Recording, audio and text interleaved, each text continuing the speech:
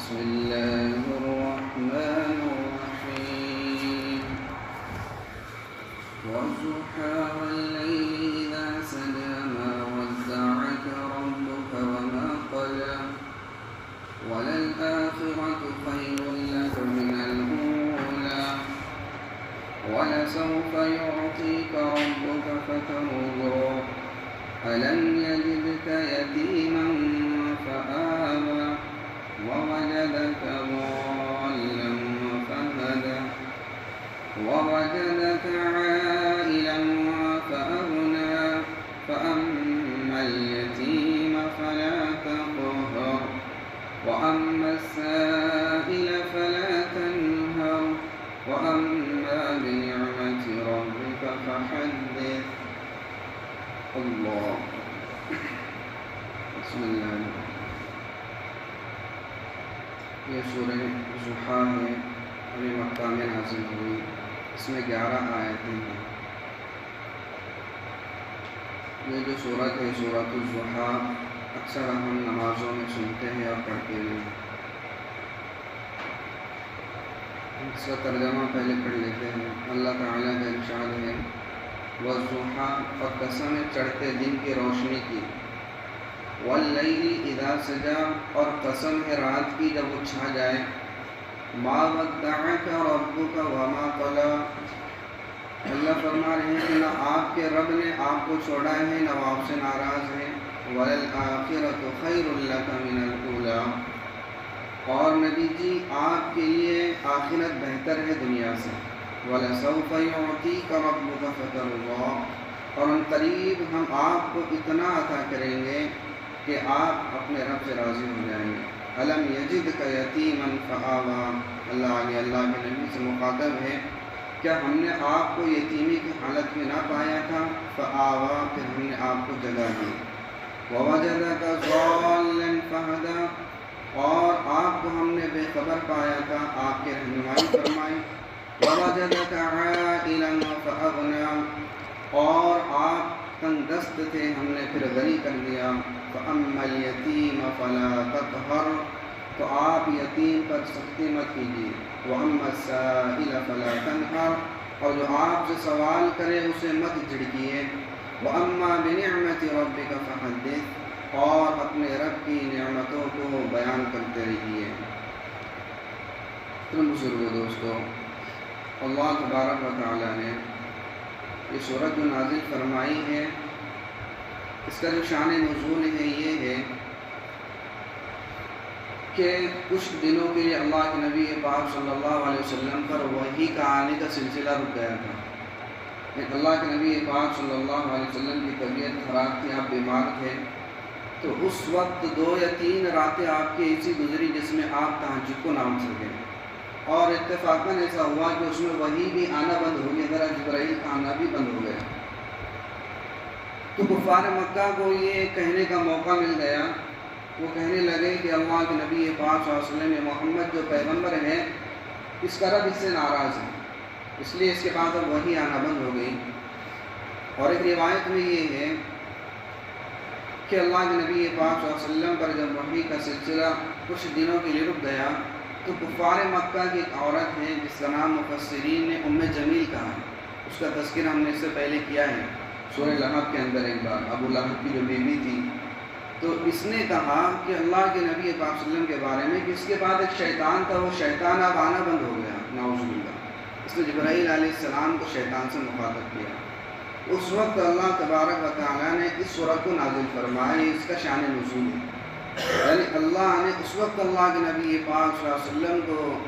یہ احساس دلایا اور آپ کئی مرتبہ آپ کو یاد دلایا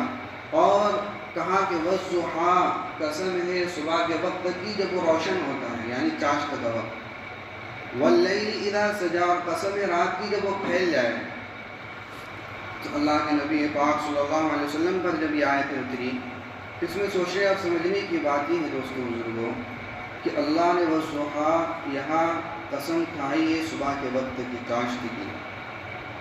اور آگے کھائی ہے واللیل اذا سجا، رات کی قسم. یعنی اللہ تعالیٰ اپنے نبی کو مطمئن کرنا چاہ رہے اور بتلانا چاہ رہے. اللہ کے نبی پاک صلی اللہ علیہ وسلم آپ دیکھیے کہ جب دن نکلتا ہے تو کوئی شخص یہ کہہ لے کہ اب دن نکل گیا رات آنے والی ہی نہیں ہے تو یہ بیوقوف ہے، اور کوئی یہ کہہ لے کہ اب رات آ گئی، رات اچھے سے چھا گئی، اب دن نہیں نکلے گا، تو ایسا ہو سکتا ہے کہ نہیں۔ اللہ کا نظام ہے رات آئی تو دن آتا ہے، دن آئی تو رات ضرور آتا ہے۔ تو اللہ آپ کو بتلانا چاہ رہے ہیں کہ نبی جی وہی کچھ وقفے کے لیے آپ پر روکی ہے، مگر وہی کا سلسلہ آنا پھر دوبارہ شروع ہو جائے گا، اس لیے قسم کھا لی۔ والضحیٰ قسم ہے دن کی، واللیل اور قسم ہے رات کی۔ اور پچھلی جو صورت گزری ہے اس کے اندر اللہ نے لیل یعنی پہلے رات کی قسم کھائی ہے۔ اس سے پہلی جو صورت گزری اس میں اللہ نے فرمایا واللیل اذا یغشی، اور قسم ہے رات کی جب وہ چھا جائے۔ تو چونکہ پچھلی جو صورت نازل ہوئی ہے یہ حضرت ابوبکر صدیق کی شان میں نازل ہوئی ہے، سورۃ اللیل۔ چونکہ ابوبکر صدیق رضی اللہ تعالی عنہ نے جو اپنے اندر نورانیت پیدا کی تھی، آپ کا جو ایمان تھا، تو وہ جو تھا وہ پہلے رات یعنی ظلمت، یعنی آپ جب ایمان نہیں لائے تھے اس وقت آپ ظلمت کے اندر تھے، تاریخی تھی، رات تھی، اس لیے وہاں رات کا ذکر کیا کہ ابوبکر صدیق کو اللہ بتلانا چاہ رہے تھے کہ ابوبکر صدیق نبی پاک صلی اللہ علیہ وسلم کی نبوت سے پہلے آپ ظلمت میں تھے۔ جب اللہ کے نبی پاک صلی اللہ علیہ وسلم کے نبوت کا عکس آپ کے اوپر پڑا پھر آپ جو ہے تو چمک گئے، تو اس کے بعد اللہ نے دوبارہ آگے دن کی قسم کھائی۔ تو آگے اللہ فرما رہے ہیں ما ودعک ربک وما قلی، کہ آپ کے رب نے آپ کو چھوڑا نہیں ہے اور نہ وہ آپ سے ناراض ہیں۔ وللآخرۃ خیر لک من الاولی، اور اللہ فرما رہے ہیں کہ آپ کے لیے بہتر ہے آخرت دنیا سے۔ اس میں علماء کرام نے فرمایا دنیا کے ساتھ آخرت کے ساتھ ساتھ اللہ نے آپ کو یہ خبر بھی دی کہ اللہ کے نبی پاک صلی اللہ علیہ وسلم جو آپ کا پہلا وقت گزر گیا ہے، اب آنے والا وقت اس سے بہتر رہے گا، یعنی آپ فتوحات دیکھیں گے، آپ دنیا کے اندر چمکیں گے۔ آپ کی جو زندگی گزر گئی ہے بڑی کشمکش کے اندر گزری، آپ کو کسی نے پتھر مارا، کسی نے گالیاں دی، یہ ساری جو کشمکش والی زندگی آپ کے حالات گزرے ہیں، آگے آپ کے جو حالات آئیں گے اللہ فرما رہے اللہ کے نبی وہ اس سے کئی درجہ بہتر رہیں گے آنے والے حالات۔ وَلَسَوْفَ يُعْطِيكَ رَبُّكَ فَتَرْضَىٰ، اور فرمان قریب آپ کا رب آپ سے راضی ہو جائے گا۔ تو اللہ کے نبی پاک صلی اللہ علیہ وسلم نے جب یہ حکم سنا اللہ کا کہ وَلَسَوْفَ يُعْطِيكَ رَبُّكَ فَتَرْضَىٰ، کہ قریب آپ کا رب آپ سے راضی ہو جائے گا، ہمارے پیارے آقا جناب محمد رسول اللہ صلی اللہ علیہ وسلم منبر پر آئے، صحابہ کو جمع کیا اور صحابہ سے مخاطب ہو کر فرمایا کہ اللہ نے وعدہ کیا ہے کہ قریب اللہ مجھ سے راضی ہو جائے گا۔ تو اللہ کے نبی نے صحابہ کو جمع کیا اور فرمایا سنو صحابہ، جب کل قیامت کا دن ہوگا تو اللہ نے تو مجھ سے وعدہ کیا ہے کہ میں تم کو راضی کروں گا، تو میں اس وقت تک راضی نہیں ہوں گا جب تک کہ میرا ایک ایک امتی جنت میں نہ چلے جائے۔ اللہ کے نبی صلی اللہ علیہ وسلم کو فکر کس کی؟ اس وقت بھی تو امت کی فکر، فرما رہے کہ میں راضی نہیں ہوں گا اس وقت اللہ سے کہوں گا کہ اللہ میری ایک ایک امت کو نکال کر جہنم سے جنت میں داخل فرما، اس وقت میں اللہ سے راضی ہوگا۔ آگے اللہ نے اللہ کے نبی پاک صلی اللہ علیہ وسلم کو مخاطب کیا، الم یجدک یتیما فآویٰ، اللہ کے نبی کو اللہ پچھلی زندگی یاد دلانا چاہ رہے ہیں کہ ہم نے آپ کو یتیمی کی حالت میں نہیں پایا تھا، یعنی اللہ آپ کو یہ ساری چیزیں بتلا رہے ہیں کہ آپ کیسے حالات سے بدلتے گئے، تو یہ کیسا ہو جائے گا کہ آپ کا رب آپ سے ناراض ہو جائے گا۔ یتیمی کی زندگی وہ بتلانا چاہ رہے اللہ کہ ہم جب آتے پیچھے تو اللہ کے نبی پاک صلی اللہ علیہ وسلم جب ماں کے پیٹ کے اندر تھے تو آپ کے والد کا انتقال ہو گیا، آپ ماں کے پیٹ میں ہی یتیم ہو چکے تھے، پھر اس کے بعد جب آپ پیدا ہوئے تو 2 سال کے بعد آپ کے والد ماجد کا بھی انتقال ہو گیا، تو آپ کا تو کوئی سہارا نہیں تھا، چونکہ آپ کے والد نے وراثت میں کچھ چھوڑ کر نہیں گیا تھا، آپ بالکل لاچار اور بے بس تھے، کوئی سہارا نہیں تھا بالکل۔ تو اللہ نے آپ کے دادا کو وہاں کھڑا کیا، آپ کی محبت ان کے دل میں پیدا فرمائی، آپ کے دادا نے آپ کو آغوش میں لیا، جبکہ آپ کثیر الاولاد تھے، عبدالمطلب کی بہت اولادیں تھیں، مگر اللہ کے نبی کو سگی اولاد سے زیادہ چاہنے لگے پوترے کو، اللہ نے آپ کے دل میں رحم ڈالا۔ وہ اللہ یہاں آپ کو بتلانا چاہ رہے ہیں اللہ کے نبی پاک صلی اللہ علیہ وسلم کو کہ نبی جی آپ کو ہم نے یتیمی کی حالت میں نہیں پایا تھا، پھر ہم نے آپ کو جگہ دی، یعنی کس طرح سے آپ کی پرورش ہم نے کی کہ عبدالمطلب پھر جو اللہ کے نبی پاک صلی اللہ علیہ وسلم 2 سال کے ہوئے تو والدہ کا بھی انتقال ہو گیا، پھر آپ معمیری باپ بھی نہیں رہا، پھر عبدالمطلب کے آغوش میں پلتے رہے، پھر 6 برس کا جب عمر ہوئی تو عبدالمطلب بھی دنیا سے چلے گئے، پھر آپ کو کس کا سہارا رہا؟ پھر اللہ نے آپ کے چچا کے دل میں آپ کی محبت ڈالی، حضرت علی کے والد جو ہے تو ان کے دل میں محبت ڈالے ابو طالب کے، پھر انہوں نے اپنے آغوش میں لیا، انہوں نے اس کی اولاد سے زیادہ آپ کو پیار کیا۔ تو اللہ کے نبی پاک صلی اللہ علیہ وسلم کو اللہ بتلانا چاہ رہے ہیں کہ نبی جی آپ کیسی حالت میں تھے؟ یتیمی کی حالت میں تھے، پھر ہم نے آپ کو پروان چڑھایا، آپ کی زندگی ہم نے جو اچھے طریقے سے جو ہے آپ کا جو بچپنا تھا یتیمی کی حالت کا، ہم نے اس کو جو ہے کتنے اچھے انداز میں اوپر لایا۔ پھر آگے اللہ نے فرمایا وَوَجَدَكَ ضَالًّا فَهَدَىٰ، اور اے نبی جی آپ بے خبر تھے دین سے، ہم نے آپ کو خبردار کیا۔ یعنی بے خبر کا مطلب یہ ہے یہاں پر کہ اللہ کے نبی پاک صلی اللہ علیہ وسلم جو ہے تو بچپن ہی سے آپ کے اندر اللہ کی معرفت بھری ہوئی تھی،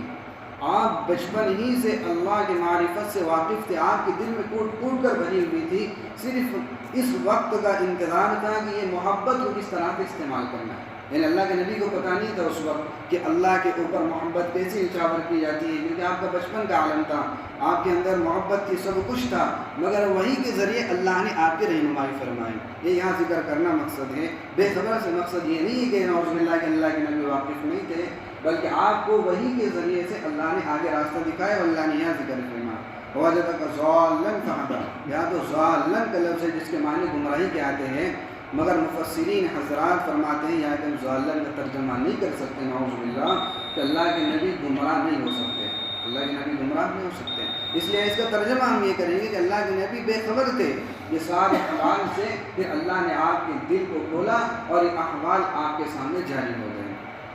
آگے فرمائے وَوَجَدَكَ عَائِلًا فَأَغْنَىٰ، اے نبی جی ہم نے آپ کو تنگ دست پایا تھا، پھر ہم نے آپ کو غنی کر دیا۔ اب ضالًا کے بہت سارے معنی ہیں مفسرین حضرات نے لیے ہیں، اس کے معنی راستہ بھولنے کے بھی آتے ہیں، اور اس کا مطلب یہ بھی مفسرین نے ذکر کیا کہ اللہ کے نبی ایک مرتبہ ملک شام کے سفر میں راستہ بھول گئے تھے، اللہ نے آپ کو یاد دلایا، ایک مرتبہ مکہ کی گلیوں میں آپ راستہ بھول گئے تھے، اللہ نے آپ کو یاد دلایا۔ یہ سارے مطلب مفسرین حضرات نے اس کے لیے ہیں۔ اور آگے فرمایا وَوَجَدَكَ عَائِلًا فَأَغْنَىٰ، کہ ہم نے آپ کو تنگ دست پایا پھر غنی کر دیا۔ تو اس کا مطلب یہ ہے کہ اللہ کے نبی پاک صلی اللہ علیہ وسلم کو جو ہے جس وقت پیدا ہوئے تھے مال و دولت اور کچھ سہارا آپ کے پاس نہیں تھا، اور جب آپ کا نکاح ہوا اس وقت بھی آپ کے پاس کچھ نہیں تھا، تو چنانچہ حضرت خدیجہ رضی اللہ تعالیٰ عنہ کو اللہ نے کھڑا کیا اور آپ کی محبت ان کے دل میں ڈالی، انہوں نے سارا مال آپ کے اوپر نچھاور کر دیا، پھر اللہ کے نبی کو دین کا کام کرنا، تبلیغ کرنا اس مال کے ذریعے سے اور بھی آسان ہو گیا۔ اس لیے اللہ نے فرمایا کہ آپ جو ہے تنگ دست تھے، ہم نے آپ کو مالدار کر دیا۔ دوسرا مطلب اس کا یہ ہے کہ ہم تو دیکھتے ہیں کہ اللہ کے نبی 5 دن کی تو ساری زندگی بے کسی کے اندر گزری، اللہ کے نبی نے کبھی 2 وقت پیٹ بھر کے کھانا نہیں کھایا، تو پھر اللہ نے کیوں فرمایا کہ ہم نے آپ کو غنی کر دیا؟ تو اس کا ایک مطلب یہ بھی ہے کہ دل کا غنا اصل غنا ہے، یعنی دل کی مالداری اصل مالداری ہے، کہ جو دل غنا ہو گیا، جو دل میں اللہ کی محبت آ گئی، وہ دل سب سے بڑا دل ہے، اور اللہ کے نبی پاک صلی اللہ علیہ وسلم سے بڑھ کر کسی کے دل میں اللہ کی محبت نہیں تھی، تو اللہ نے آپ کو یعنی دلی اعتبار سے مالدار فرما دیا، کوٹ کوٹ کی آپ کی محبت اللہ کے دل میں سما گئی۔ آگے فرمایا فَأَمَّا الْيَتِيمَ فَلَا تَقْهَرْ، تو نبی جی یتیم کو مت جھڑکیے، یتیم کو مت جھڑکیے، اس میں سختی مت کیجیے۔ کیوں یاد دلا رہے ہیں؟ اللہ آپ کی پچھلی زندگی یاد دلا رہے ہیں، اللہ کے نبی آپ بھی یاد کیجیے، آپ کی بھی زندگی یتیمی کے حالت میں گزری ہے، آپ اس کا دکھ درد جانتے ہیں کہ یتیم کے اوپر کیا بیتتی ہے، تو فرمایا کہ یتیم کو مت جھڑکیے۔ فرمایا فَأَمَّا الْيَتِيمَ فَلَا تَقْهَرْ، ایک جگہ اللہ کے نبی پاک صلی اللہ علیہ وسلم نے ارشاد فرمایا، ایک شخص اللہ کے نبی کے پاس آئے اور کہا اللہ کے نبی میرا دل سخت ہو گیا ہے، میرا دل سخت ہو گیا ہے، اب اس کے اندر کوئی خیر کی بات اترتی نہیں۔ اللہ کے نبی نے فرمایا کہ یتیم کے سر پہ ہاتھ پھیرا کرو، اور آگے فرمایا کہ مسکینوں کو کھانا کھلایا کرو، اللہ تمہارا دل نرم کر دے گا۔ تو یتیم کتنی بڑی فضیلت۔ اور آگے ایک صورت ہے ہم جس کو نماز میں اکثر پڑھتے ہیں، أَرَأَيْتَ الَّذِي يُكَذِّبُ بِالدِّينِ، اس کی شروع کے 2 آیتوں میں اللہ نے اتنا خطرناک وعید نازل فرمائی کہ أَرَأَيْتَ الَّذِي يُكَذِّبُ بِالدِّينِ، کیا تم دیکھتے نہیں ہو ان لوگوں کو جو یوم جزا کو جھٹلاتے ہیں، یعنی آخرت کے دن کو جھٹلاتے ہیں کہ دنیا کا کیا کرتا اس نے جو کیا وہ اللہ اس کو سزا اور جزا نہیں دے گا، یہ لوگ اس دین کو جھٹلاتے ہیں۔ آگے فرمایا کون جھٹلاتا ہے؟ أَرَأَيْتَ الَّذِي يُكَذِّبُ بِالدِّينِ فَذَلِكَ الَّذِي يَدُعُّ الْيَتِيمَ، وہ لوگ دین کو جھٹلاتے یوم جزا کو جو یتیم کے ساتھ جو ہے تو اچھائی کا معاملہ نہیں کرتا، یتیم کو دھکا دیتے ہیں، یعنی یتیم کو بری نگاہ سے دیکھتے ہیں، یتیم کو ستاتے ہیں، اس کا مال کھاتے ہیں، اس کی کفالت کے بدلہ اس کو اور اس کے مال کے اندر امانت میں خیانت کرتے ہیں، تو اللہ نے فرمایا کہ ایسے لوگ آخرت کو جھٹلانے والے، اتنی خطرناک وعید اللہ نے نازل فرمائی۔ تو یتیم کے بارے میں قرآن و حدیث بھرا پڑا ہے دوستو بزرگوں، تو جہاں کہیں ان کو موقع ملے یتیمی کی حالت میں کوئی شخص ہو تو ہم اس کو اچھے سے جو ہے اس کے سر پہ نہیں کچھ تو ہاتھ پھیر دے۔ اللہ کے نبی نے فرمایا جتنے بال ہاتھ کے نیچے آئیں گے اتنے نیکی اللہ نام اعمال میں لکھیں گا۔ تو یہاں ذکر فرمایا فَأَمَّا الْيَتِيمَ فَلَا تَقْهَرْ، کہ آپ یتیم کو سختی مت کیجیے، وَأَمَّا السَّائِلَ فَلَا تَنْهَرْ، اور آگے فرمایا جو آپ سے سوال کرے اسے مت جھڑکیے۔ یعنی اللہ پھر آپ کو یاد دلانا چاہتا ہے کہ نبی جی آپ جو ہے کہ یتیمی کی حالت میں تھے، تو پھر اللہ نے جو ہے آپ کے سارے معاملوں کو درست فرمایا۔ وَأَمَّا السَّائِلَ فَلَا تَنْهَرْ، آپ تنگ دست تھے تو اللہ نے آپ کو غنی کر دیا، تو لہذا کوئی تنگ دست شخص جو ہے آپ کے پاس سوال کرنے کے لیے آئے تو آپ اسے مت جھڑکیے، اس اچھے انداز میں جو ہے تو کچھ اپنے پاس موجود ہو تو دے دیجئے، اگر نہ ہو تو اچھے انداز میں اس سے بات کر کے جو ہے مخاطب کو جو ہے اچھی بات کر کے اس کو وہاں سے نکال دیجئے، اس کو مت جھڑکیے۔ اب اللہ کے نبی پاک صلی اللہ علیہ وسلم کے اندر تو ساری صفتیں موجود ہی تھی۔ اللہ کے نبی پاک صلی اللہ علیہ وسلم کے بارے میں آتا ہے کہ ایک مرتبہ بحرین سے 90,000 درہم آئے، کتنے 90,000۔ اللہ کے نبی ایک مجلس کے اندر ایسی مجلس میں بیٹھے تھے، کسی شخص نے 90,000 درہم آپ کو لا کر دیے، تو اللہ کے نبی جب کھڑے ہوئے تو اللہ کے نبی کے پاس ایک درہم بھی نہیں تھا، یعنی آپ نے اس مجلس میں 90,000 درہم تقسیم فرما دیے۔ اللہ کے نبی کی سخاوت تھی۔ اور ایک مرتبہ کی بات ہے کہ اللہ کے نبی پاک صلی اللہ علیہ وسلم کو ایک عورت نے اپنے ہاتھوں سے بہترین چادر محبت کے اندر سی کر لا کر دی، اللہ کے نبی کو اس کی ضرورت بھی تھی، اللہ کے نبی کے پاس وہ عورت نے ہدیہ بھیجا، تو ایک شخص نے مجمع میں سے کھڑے کر کہا کہ اللہ کے نبی مجھے چادر ہدیہ دے دیجیے، مجھے ضرورت ہے۔ اللہ کے نبی نے وہ چادر فوراً اس کو ہدیہ دے دی۔ ایک مرتبہ اللہ کے نبی پاک صلی اللہ علیہ وسلم کے پاس کوئی سوال کرنے آیا تو اللہ کے نبی پاک صلی اللہ علیہ وسلم کے پاس صرف ایک جوڑا تھا، اللہ کے نبی نے اس سے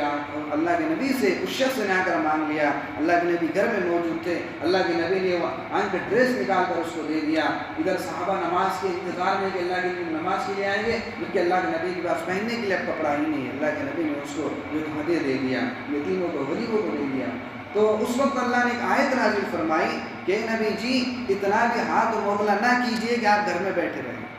یعنی اللہ کے نبی کو اوپر سے جو ہے تو اللہ کی طرف سے یہ حکم آ رہا ہے کہ اتنا بھی سخاوت مت کیجئے۔ اور ہمارا کیا عالم ہے دوستو بزرگوں، ہونے کے بعد ہم خرچہ نہیں کرتے، اللہ ہم کو حکم دے رہے ہیں بار بار خرچہ کرو، اور نبی سے اللہ کہہ رہا ہے کہ نبی جب اتنا بھی ہاتھ مت کھولیے کہ آپ گھر میں بیٹھے رہنا پڑے آپ کو۔ یہ اللہ کے نبی کی سخاوت تھی، تو اللہ کے نبی نے کبھی کسی کو منع نہیں کیا۔ ہاں یہاں ایک بات یہ آتی ہے کہ مانگنے والا کون ہے،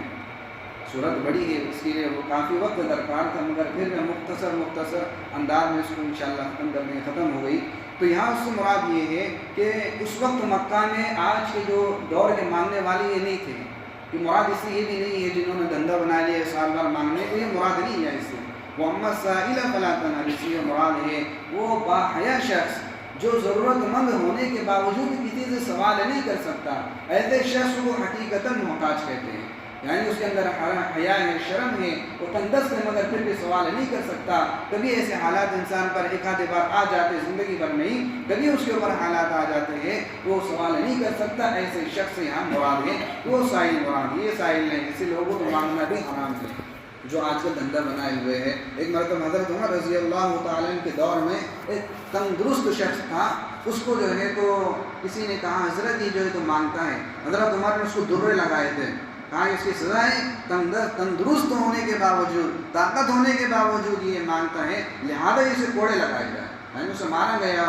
حضرت عمر نے اس کو تاکید کی کہ تیرے اندر حالات کے اندر جو ہے تو تندرست ہے، صحت ہے، کہیں جا کر کام کر، کہیں جا کر کچھ روزی کما، اپنے لیے مانگنا بند کر دے۔ تو اس سے مراد یہ نہیں کہ اللہ کے نبی سخی نہیں تھے، بلکہ سارے حکم ہمارے تمہارے لیے نازل کیے جا رہے ہیں قرآن پاک کے اندر۔ وَأَمَّا بِنِعْمَةِ رَبِّكَ فَحَدِّثْ، آگے اللہ نے فرمایا کہ اے نبی جی آپ کے پاس جو نعمتیں ہم نے عطا فرمائی ہیں اس کو بیان کیجئے۔ نعمتوں سے مراد یہاں نبوت اور ہدایت ہے، یعنی اللہ کے نبی کو جو نبوت دی گئی تھی وہ نبوت ہے اور وہ ہدایت ہے اور وہ سارے علوم ہیں جو اللہ نے آپ کو عطا فرمائے تھے۔ اللہ اس کے بارے میں آگے اس کے بارے میں نبی کو فرما رہا ہے کہ نبی جی یہ جو احسان ہم نے آپ پر کیے ہیں سارے، اس کو آپ لہٰذا امت میں اور زیادہ بیان کیجئے تاکہ لوگ بھی اس کے ذریعے سے اللہ کو پہچاننے والے بنے اور لوگ بھی اللہ کی طرف آنے والے بنے۔ اس لیے ذکر فرمایا کہ نبی جی آپ اس کو بیان کرتے رہیے۔ اس آیت کے لیے بہت ساری چیزیں اس میں چھوٹ گئی، اس لیے کہ وقت ناکافی تھا۔ اللہ تبارک و تعالیٰ سے دعا ہے کہ اللہ ہم سب کو عمل کی توفیق عطا فرمائے۔ سبحان اللہ الحمدللہ سبحانک اللہم وبحمدک اشہد ان لا الہ الا انت استغفرک و اتوب الیک۔ سبحان ربک رب العزۃ عما یصفون، سلام علی المرسلین۔